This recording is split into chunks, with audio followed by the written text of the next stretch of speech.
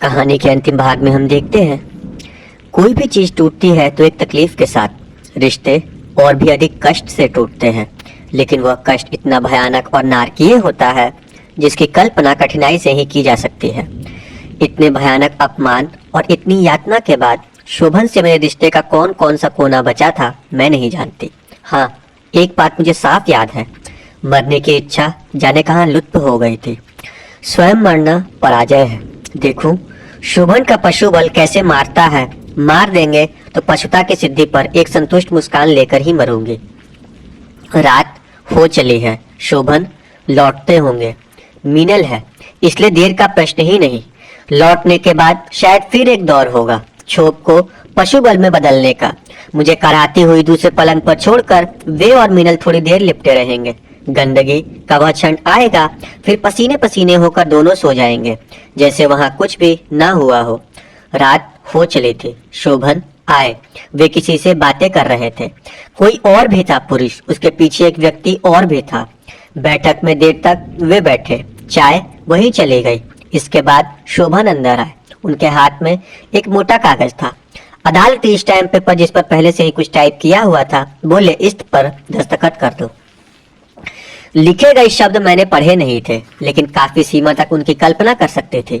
दस्तखत न करने का कोई निश्चय बिल्कुल ही नहीं था। फिर भी थोड़ी देर कागज लेने को हाथ नहीं बढ़े। शोभन ने दांत पीसते हुए फिर वैसा ही कुछ कहा, वही सब कुछ। शोभन गालियों से लिथड़ी हुई धमकियां। कागज लेकर मैंने दस्तखत कर दिए। कागज उन्होंने तुरंत हाथ में से ले लिया और दूसरे कमरे में चले गए। मैं अचानक रो पड़ी। बहुत देर तक रोती रही।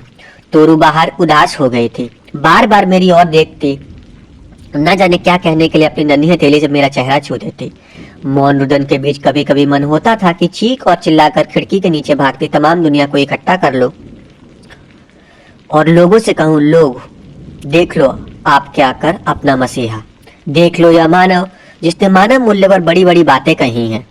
देख लो उसके मानव मूल्य। मीनल अब छुपे तौर पर नहीं, बेधड़क खुश भी थी। दोनों आदमियों के जाने के बाद मीनल ने उस बैठक को फूल बुगिया वाले मकान में नीचे वाले कमरे में बदल दिया। लगा आज पहली बार शोभन को स्वाधिकार प्राप्त हो गया है। उस रात शोभन देर तक जागे थे। बहुत बाद मालूम हुआ उसी रात उन्होंने अपने साहित्यिक मित्रों को लंबे लंबे खत लिखे थे। उनमें से एक खत, हाँ वह भी तो कुमुद के कमरे की अंगीठी में जले हुए कागजों में से एक, शोभन को उनके इस खत के लिए भरपूर दोषी ठहराते हुए जिसने एक लंबा खत शोभन को लिखा था, उसी ने शोभन का खत बाद में मुझे भेज दिया था। खतों में शोभन ने स्टाम्प पेपर पर लिखाए मेरे वक्तव्य के हवाले दिए थे और दुष्चरित्रा का बताकर मुझे अपने संबंध टूटने के दुर्भाग्य की चर्चा की थी।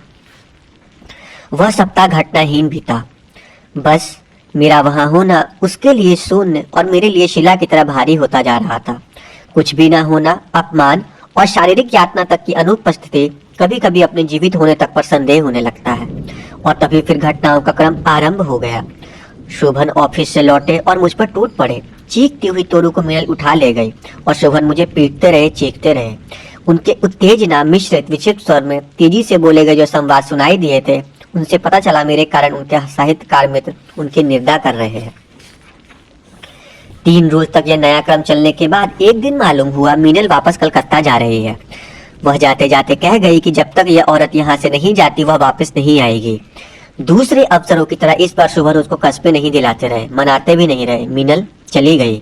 उसके जाने के बाद एक नया अध्याय शुरू हुआ, अंतिम अध्याय। शोभन ऑफिस गए और लौटे ही नहीं, लौटेंगे भी नहीं।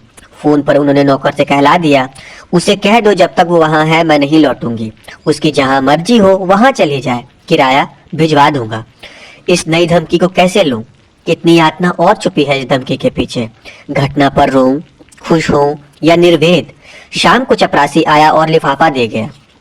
लिफाफे में क्या होगा इसका अनुमान लगाने की आवश्यकता नहीं थी। इस बात पर खेद भी निरर्थक ही था कि उसमें 100 रुपए के एक नोट के अलावा लिखी गई एक पंक्ति भी नहीं थी। आज मौसम भी बहुत खराब है। आसमान सारा दिन बादलों से घिरा रह रहा था और समुद्र रूप पहले नीले के बजाय मटमैला काला हो गया था।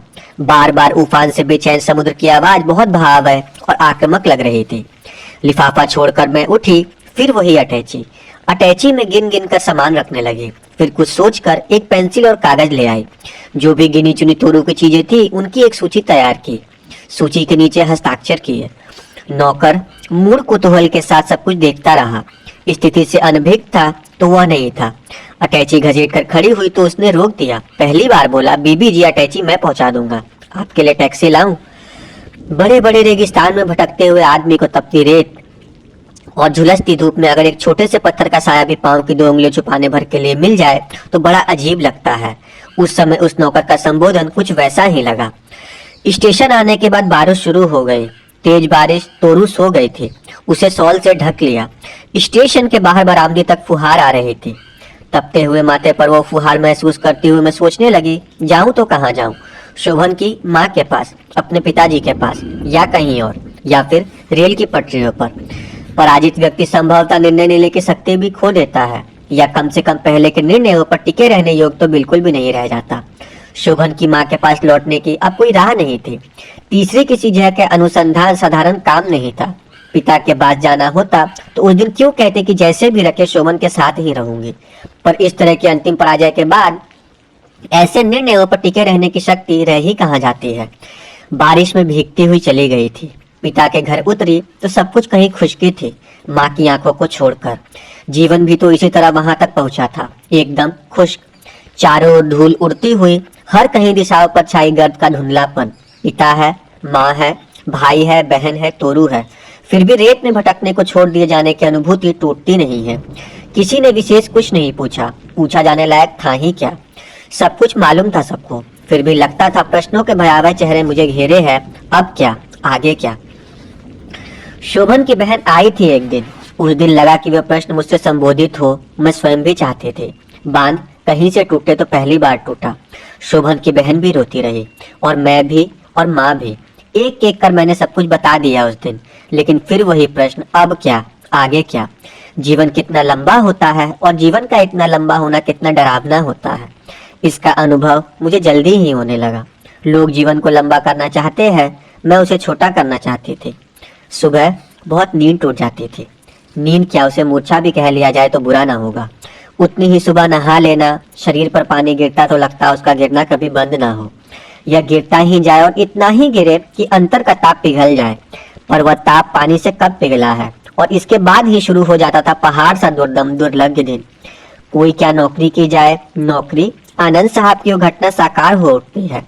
एकमात्र नौकरी का वह घिनौना उपसंहार लांघकर फूल बगिया में उतरी थी। फूल बगिया के बाद अब फिर वही सिलसिला। इन्हीं रेगिस्तान जैसे लंबे लंबे दिनों में जाने कैसे मुझ तक आया एक पत्र। वयोवृद्ध आशीर्वाद से भाई जी ने आखिर खोज ही लिया। बड़ी पीड़ा से उन्होंने सूचना दी थी कि उन्हें सब कुछ मालूम हो गया है, और वो मेरी सहायता के लिए 250 रुपए गीतकार कवि हरि जी के हाथ भिजवा रहे हैं। पहले कुछ अंधर बड़े दिनों के बाद इन रुपयों के बीच पहली बारिश से भीगी मिट्टी की गंध जैसी जो सद्भावना थी, उसकी प्रतीक्षा मैंने कई दिन की। बाद में पता चला, बाद में, कि बहुत की साकी और जाम के प्यासे कवि को वो सद्भावना इतनी प्यारी लगी थी कि वह उसे उस दिन 250 रुपए सहित अपने बैंक में रखाया था। भाई जी को 1 सप्ताह बाद उत्तर लिखा। उसके बाद तुरंत उन्होंने उन्हें याचना की कि उन्हें कुछ लोगों से बातें की है, और वे चाहते हैं कि दिल्ली में जहाँ कहीं रिक्त स्थान हो उसकी सूचना मैं भाई जी को अविलंब दूं। रिक्त स्थानों का पता मैं कहाँ से लगाती? पिताजी को यह भी नहीं पता लगाने देना चाहती थी कि मैं नौकरी करना चाहती हूँ, क्योंकि वे सोचते हैं कि मैं अपने आप को यहाँ भार मान रही हूँ। अखबार के कुछ विज्ञापन देखकर उनके बारे में भाई जी जो लिख दिया था, लेकिन मन इतना बेचैन था कि भाई जी का उत्तर आने से पहले ही मैंने चुपचाप एक पता नोट कर लिया और माँ से किसी सहेली से मिलने का बहाना बना करके बाहर आ गई। दुनिया, भीड़, चारों ओर भागते हुए बदहवास लोग। मैंने अपने डर को किसी तरह दबाया। बस से कहाँ उतरना है यह भी मालूम नहीं था। जाने कितनी दूर बस ले गई, बार बार पूछना अच्छा नहीं लग रहा था। आखिरकार बस ने जहाँ उतारा वहाँ पुरानी दिल्ली का जबरदस्त शोर और भीड़ भरा इलाका था। हर कोई बदहवास भाग रहा था, जैसे कहीं कोई खतरा उसका पीछा कर रहा हो। लेकिन इस भगदड़ के बीच भी लोगों को जाने कहाँ से इतना समय मिल जाता है कि वे मुझे देखते, ठिठकते और फिर देखते, आगे बढ़ते और ठिठक ठक फिर देखते। मैं साहस जुटाने के बावजूद भयभीत हो उठी। पर्स में पड़ा हुआ पता एक बार फिर देखा। फूल वाली गली, धर्मशाला के पीछे मकान नंबर 2732, शिशु विद्यालय। फूल वाली गली।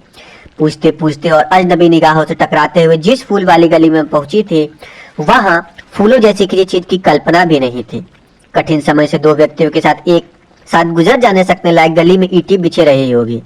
अब वहां छोटे छोटे गड्ढे जड़े हुए थे, गली के दोनों ओर रास्तों में कुछ ज्यादा ही चौड़े गंदी पानी की नालियां, नालियों के ऊपर सकरी छतों की फैले हर मकान के सकरे चबूतरे, चबूतरों पर कुतूहल से भरी बूढ़ी औरतें, मैले बच्चे। वहां गंदगी थी, अंधेरा था, सीलन थी, बदबू थी, और अगर कुछ नहीं था तो वे फूल जिन पर वह गली ना जाने कब फूल वाली गली हो गई थी। मैंने सबसे पहले धर्मशाला का पता पूछा। जिस बूढ़े से पूछा था वह जवाब देने की बजाय अपनी पीठ खुजलाता हुआ मुंह फैलाए पड़ा रहा। पास का बच्चा भी कुछ नहीं बोला। इसी बीच चबूतरे पर बैठी एक औरत खिसक आई। उसने पहले मुझे घूरा, सिर्फ इतना बोली, आगे है बाजू में, वहाँ पीपल का एक पेड़ भी है। बच्चे ने अब अपना सुझाव दिया। पीपल का पेड़ इस बित्ता भर चौड़ी गली में हार कर आगे बढ़ी। थोड़ी दूर पर धर्मशाला मिल गई। बाहर से मैले मंदिर जैसी लग रही थी। द्वार पर पुरानी पच्चीकारी की और दोनों ओर मसाले से बनाकर रखे गए द्वारपालों के 2 पुतले। वहां पीपल भी था। धर्मशाला से सटे मकान की दूसरी मंजिल से गंदा पानी नाली तक गिरने वाला पाइप सड़कर टूट गया था और उसी के सीलन में दीवार फोड़कर एक नाटा सा पीपल का पेड़ इस तरह लटका हुआ था जैसे किसी मजदूर औरत की गोद में बच्चा टंगा हो। धर्मशाला के बगल में एक और उससे पतली गली भी थी। वही था शिशु विद्यालय। शिशु तो नहीं, हाँ, 2 मैले किशोर चबूतरे पर दिखाई खींचकर पत्थर के टुकड़ों से खेल रहे थे।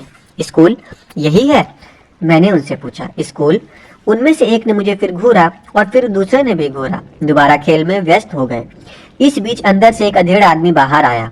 शक्ल से अच्छा नहीं लगा, फिर भी पूछा, भैया शिशु विद्यालय यही है? शिशु विद्यालय? वह आदमी एक क्षण कुछ सोचता रहा, फिर पूछा, क्या काम है? बात यह है कि अखबार में छपा था कि यहाँ किसी टीचर की जगह खाली है। मेरे बोलते ना बोलते वह आदमी मुड़कर अंदर गायब हो गया। थोड़ी देर में अंदर से किसी ने झांक कर देखा और अधेड़ आदमी दोबारा बाहर आया। बोला, अंदर बुलाते हैं जी। अंदर के नाम पर मन जाने कैसा हो आया, लेकिन अब लौटना संभव नहीं था। चौड़े दरवाजे के बाद सीलन और अंधेरे भर एक छोटी सी गली थी। उसके बाद एक वैसा ही सकरा मैला सा आंगन। आंगन के चारों ओर कोठरिया जैसे साथ वाले व्यक्ति की नजर कैसी चुभी जा रही थी। एक कोठरी से एक अधेड़ औरत निकली और बिना किसी ओर देखे बाहर चलती गई। अधेड़ आदमी ने जिस कोठरी की ओर इशारा किया उस पर चिक पड़ी हुई थी। दरवाजे के पास एक लोहे का मोटा टुकड़ा तार से लटका दिया गया था जिसके घंटी की तरह बजाया जाता होगा। आंगन के कोने में 2 टूटी हुई बेंचों के ढेर के बीच एक बदरंग काला तख्ता आढ़ा लुटका हुआ था। चिक के अंदर बिजली के बल्ब की फीकी सी रोशनी में एक भारी भरकम आदमी बेहद घिसी हुई मेज के पीछे बैठा था। मेज के इस ओर पटरे ठोक ठोक कर खड़ी की गई एक कुर्सी थी। आओ जी बैठो, भारी भरकम आदमी ने बेसुरी आवाज में कहा।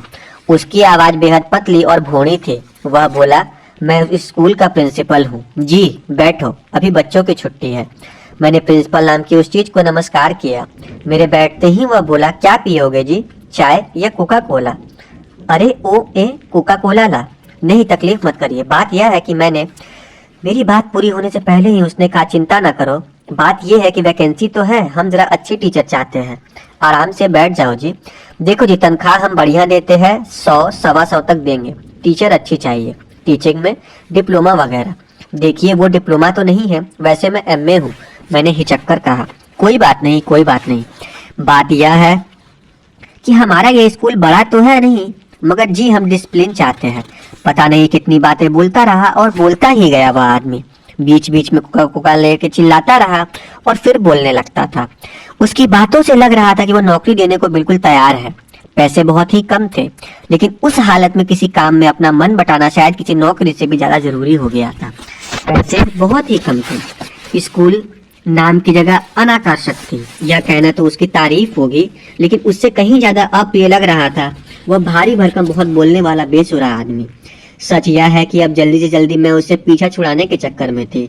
लंबा भाषण सुन चुकने के बाद खुद ही मैंने कहा, अच्छा तो मुझे आज्ञा दीजिए। क्यों, क्या बात हो गई?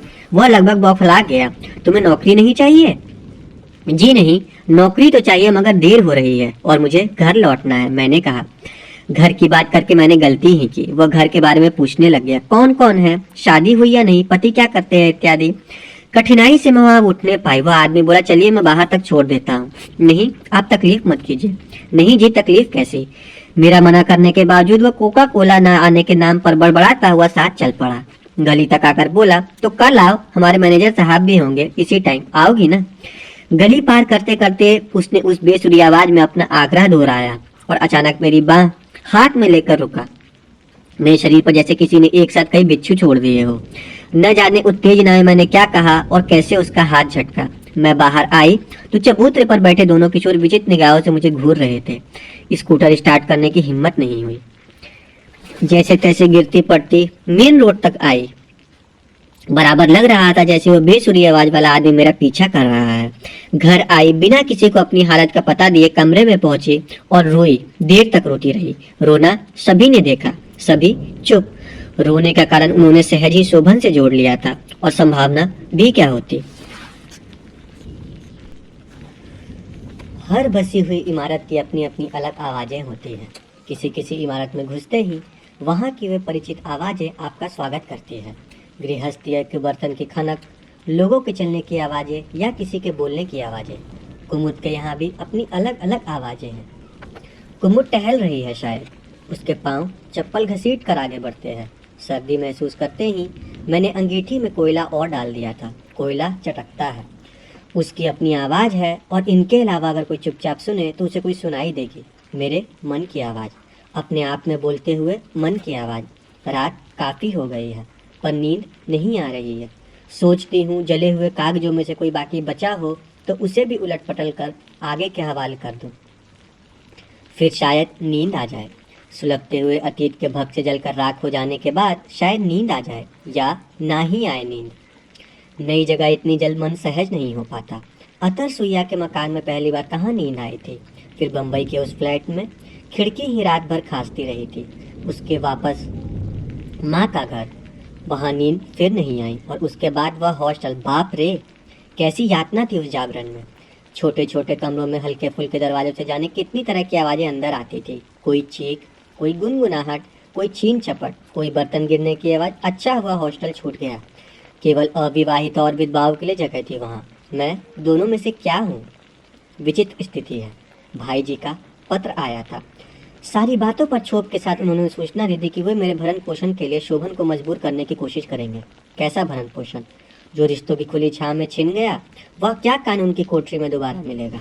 अविवाहिता या विधवा, इन दो कानूनी शब्दों के बीच लुटे अपने व्यक्तित्व की छटपटाहट लिए अच्छा हुआ मैं उस हॉस्टल से बाहर आ गई। हॉस्टल मुझे रिश्तों का एक ऐसा कब्रिस्तान लगने लगा था जहां हर कदम किसी न किसी ऐसी कब्र पर पड़ता था जिससे मरे हुए संबंधों की दुर्गंध आती थी। अक्सर वह बदबू सुबह उठते ही दिमाग के अंदर कहीं छुप कर बैठ जाते थे और फिर सारे दिन वहां होने की याद दिलाती रहती थी। किसी के जीवन के सारे रिश्ते किसी एक ही तार से गुथे हुए होते थे। तार टूटे तो रिश्तों का हर दाना छिटक कर अलग हो जाना चाहता है।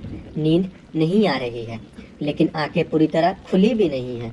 कमरे के अंधेरे में लगता है जैसे जले हुए कागजों की राख से बार बार कुछ लपक उठता है। अच्छा, शून्य को इसके अलावा और कुछ भर भी नहीं सकता।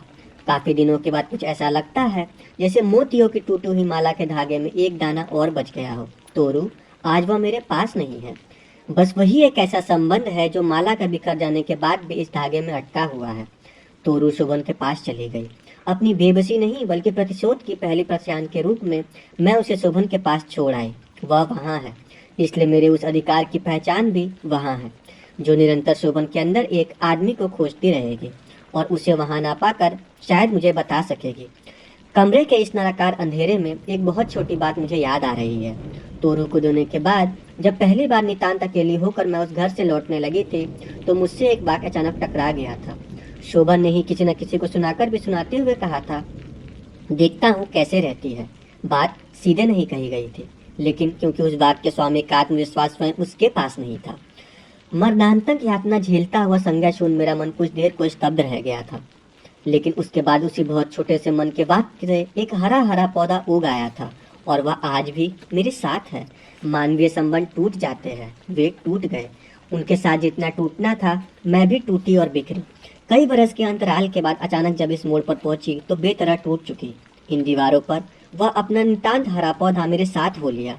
इस विराट रेगिस्तान में वह नन्ही सी हरितिमा, यही तो मेरी अपनी है। एक दिन, अभी थोड़े दिन पहले की ही बात है, एक अजीब घटना हो गई थी। उस छोटी सी घटना भी किसी अतल कुएं में कम गहराई नहीं थी। नौकरी का पहला दिन था। एक बड़े कमरे में बहुत बड़ी बड़ी अलमारियों के बीच 4-5 मेजें हैं और मैं दोपहर तक जाने क्या हुआ कि मैं बरबस रो पड़ी। संभव है यह रोना एक ठहराव था, पा जाने का आश्वासन ही रहा हो। जितना अधिक मन को बांधना चाहा था उतने ही वेग से वो बांध टूटता जा रहा था। उस कमरे में बैठी 2 स्त्रियां और 2 पुरुषों में एक व्यक्ति ऐसा था जो कुछ देर मुझे जैसे हतप्रभ होकर देखता रहा और उसके बाद कमरे के बाहर चला गया था। बाकी 3 न जाने कितनी तरह से मुझे चुप कराने की कोशिश करते रहे थे। वह चौथा व्यक्ति उस दिन दोबारा ऑफिस नहीं आया था। दूसरे दिन मैंने उसे देखा तो लगा वह काफ़ी बदल चुका है। मुझसे सीनियर था, फिर भी उस दिन उसने मेरा काम खुद किया और चाहा कि मैं बिना कुछ किए ही वहाँ बैठी रहूँ। आदमी के मन की बाहरी दीवार उतनी ठोस नहीं होती कि उस पार कुछ ना दिखे। जो कुछ उस पार दिखा उसे कुछ दिन सह जाने के अलावा और कुछ चारा भी ना था। लेकिन दूसरे दिन मैंने खुद वे फाइलें बलात् बिना कुछ कहे उसकी मेज से उठा ली। इतने बड़े बड़े रिश्ते पीछे छोड़ाने के बाद इस तरह बलात् अपने ऊपर फेंके जा रहे छोटे छोटे रिश्ते मुझे असह्य ही हो रहे थे। अगले कुछ दिनों में इस एक व्यक्ति की सदाशयता थोड़ी खुली और मुझसे और अधिक चुभी। संभवतः उसने ऐसा ही कुछ कहा था, आप चुप क्यों रहती है? उत्तर मैंने उसे नहीं दिया था, बल्कि कार्यालय के अधिकारी को दिया था। इस अंधेरे में उस व्यक्ति की वे कातर आंखें मुझे हास्यास्पद लग रही थी। लेकिन इसके अलावा उपाय भी क्या है? यात्रा का बहुत लंबा रेगिस्तान है सामने, जिसे विश्वासों ने आस्थाओं ने ही छला हो, वह अब और किसे साथ ले, किस लिए साथ ले? फिर भी उन कातर आंखों ने मन को दुखा दिया, अनायास दुखा दिया। शोभन के यहाँ से लौटकर रिश्ते बिखर गए थे। अब आत्मविश्वास भी बिखरने लगा। उन कातर आंखों ने कुछ भी तो नहीं किया है, लेकिन फिर भी क्यों है? उनमें वह कातरता। एक गुरी हुई इमारत की अंतिम दीवार पर क्यों खड़ा होना चाहता है कोई? आंखों की उस कातरता से नहीं, अपनी व्यवस्था से भी मन घबरा उठा। कोई 4 मील बस पर चलकर ट्रेन से उन दिनों माँ के घर जाती थी। हर शाम, उस शाम बस भी नहीं, ट्रेन भी नहीं, जाने कैसे पैदल ही में चलती जा रही थी। पैरों पर गर्द जम गई थी, घुटने चटक चटक उठते थे। आसमान धीरे धीरे काला पड़ता जा रहा था। सड़क की धुंध में बिजली की रोशनी के धब्बे उभरते थे और पीछे छूटते चले जाते थे। लेकिन मैं चलती ही जा रही थी। शायद बहुत ही अंधेरा हो गया था जब मुझे होश आया। शहर से बाहर की बस्ती मुझसे एकदम असंप्रज्ञ पीछे छूट गई थी और अब आगे एक बहुत लंबी सड़क थी। बुरी तरह लपकता हुआ अंधेरा और मेरे मन में अचानक उभर आई दहशत। पीछे लौटने का उपाय नहीं था और सामने जाने का साहस भी नहीं। तभी बहुत तेज आवाज करता हुआ एक स्कूटर रिक्शा पीछे कई अंधेरे से निकला और मेरे करीब से गुजरकर आगे चला गया। काफी आगे जाकर वह अचानक रुका और रुका रहा। भय की एक लहर मेरे मन में कौंध गई। अब मैं ठिठकी ही थी कि वह रिक्शा मुड़ा, वापस लौटा और तेजी से मेरे करीब होता हुआ मेरे पीछे चला गया। थोड़ी दूर जाकर वह फिर ठिठका, एक चीख मेरे कंठ तक आकर ठहर गई। क्या यहीं से शुरू होता है वह रेगिस्तान? क्या यही है वह? स्कूटर एक बार फिर उसी तरह तेजी से मेरी तरफ बढ़ा। चीखने से कोई लाभ नहीं था। इस भयानक अंधकार में और दूर दूर तक फैले इस निर्जन में चीख पहुंच भी कहाँ सकती थी? आते हुए स्कूटर में से एक से अधिक लोग थे। यह मुझे तभी पता चल गया था जब दूसरी बार मेरी ओर से गुजरा था। उनका पाश्विक उल्लास स्कूटर की भयानक आवाज के बाद मुझे सुनना पड़ रहा था। उसी तेजी से स्कूटर फिर मेरे करीब से गुजरा, इस बार लगभग मुझे छूते हुए। उसके धक्के से तो नहीं, लेकिन आतंक से एक ओर गिरकर मैं चीखी। स्कूटर शायद पहले मुझे आतंकित करना चाहता था। मेरी चीख उस रिक्शे की दहाड़ और उसमें बैठे लोगों के विजय उल्लास में डूब गई। उसमें बैठे लोग झुककर मुझे गिरते हुए देख रहे थे। इसके बाद जो कुछ हुआ, मैं दुखद कहूँ या सुखद मैं नहीं जानती। स्कूटर जैसे किसी चीज से टकराया और एक तरफ से ऊंचा होकर लुढ़का और काफी दूर तक खिसकता चला गया। मैंने सहमी आंखों देखा, अब वहाँ चारों ओर सन्नाटा था। स्कूटर खामोश हो गया था और उस ओर से हाई अलकी हुई कराहें अब भी सुनाई पड़ रही थी। देर तक वहाँ कुछ नहीं हुआ, कोई हिला भी नहीं। मैं उठी और पीछे की ओर दौड़ भागी। जिस तरफ से संज्ञा शून्य आई, मैं वहां तक आई थी ठीक उसी तरफ। सपने में भागती हुई सी मैं कैसे कुमुद तक पहुंची मुझे नहीं मालूम। उसका दरवाजा बंद था, लेकिन दरवाजा खटखटाने का होश मुझ में नहीं था। बहुत देर हाँफने के बाद जब मैं स्थिर हुई तो मैंने भर्राए हुए कंठ से कुमुद को आवाज दी। उस दिन ऑफिस में अनायास रो पढ़ने और उन कातर आंखों के बारे में अफसर से संवाद के बाद कुमुद में ही अनायास परिचय हो गया था। उस कमरे में बैठने वाले अनचारे व्यक्तियों में सिर्फ वही एक थी जो रिश्तों से ऊपर और रिश्तों से बाहर एक मानवीय पहचान के लिए भटक रही थी। उसकी यह भटकन मेरी अपनी भी थी। सिर्फ एक ही बार देखा था उसका घर और शायद कभी होश में आना पड़ा तो पहुंचती भी नहीं। गर्म कॉफी का प्याला लेकर कुमुद ने सब कुछ सुना और हंसती रही। उसी ने इंतजाम किया था कि मैं लड़कियों के उस युवा मंगला संघ के हॉस्टल में रहूं। चलो अच्छा हुआ कि वह रिश्ता भी टूट गया। विधवा या अविवाहिता, ये दो शब्द जिससे जुड़े हो केवल वही वहां रह सकती है, और यही वो दो शब्द है जिनसे संबंधों की बदबू आती है, एक से व्यतीत और दूसरे से भावी। अब और नहीं चाहिए ऐसा परिवेश। यह रेत है सामने, कहते हैं रेत से घर नहीं बनता। अच्छा ही है कि घर नहीं बनता। कितनी सम्मोहक है ये रेत। घर नहीं बनाने देती, लेकिन हर रखा हुआ पाँव कोमलता से समेट तो लेती है और फिर उतनी ही कोमलता से उसे छोड़ भी देती है। मोहना सही, सहृदयता तो है। इसकी तपन मन को कहीं तन को जलाती है। मुझे और चाहिए भी क्या? मन की बलात् हत्या के बाद तन इस तरह जले तो सुख ही होगा। रिश्तों की आग में मन कहाँ जला था और वहाँ तो कुछ नहीं उगेगा अब। लेकिन इस तपती रेत में अब जो जलता है वहाँ कुछ उग रहा है। देखो कहीं वह मैं तो नहीं। दोस्तों, आज रेत की मछली उपन्यास पूरी हो गई है। तो आपने कांता भारती के पर्सनल जीवन की जो रचना है वो इस किताब के माध्यम से पढ़ी और सुनी। अब देखते हैं कि अब हम इस चैनल पे दूसरी ऐसी कौन सी उपन्यास आपके साथ साझा करें जिसे सुनकर आपको जीवन के मूल्यों का अंदाजा हो। मैं आपको मिलती हूँ एक नई वीडियो, एक नई उपन्यास, एक नई जानकारी के साथ। तब तक के लिए अपना प्यार इस चैनल के सभी एपिसोड पे बनाए रखना।